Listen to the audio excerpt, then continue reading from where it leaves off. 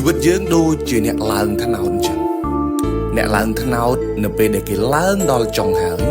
គេចង់ទះដៃច្រៀងរាំបែបណាក៏បានដែរតែនៅពេលដែលយើងកំពុងតែឡើងដល់ពាក់កណ្ដាលដើមហ៊ានទៅទះដៃច្រៀងរាំដូចគេច្បាស់ណាស់នឹងធ្លាក់មកដីស្លាប់មិនខានជីវិតយើងក៏ដូចគ្នាដែរកុំឃើញគេសប្បាយ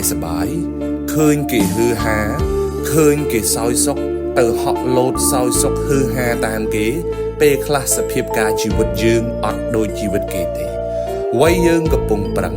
មិនអាចយកខ្លួនទៅប្រៀបធៀបជាមួយនឹងវ័យគេកំពុងប្រមូលផលបានទេកុំជុះតាមដំរីប្រយ័ត្នខូចខ្លួន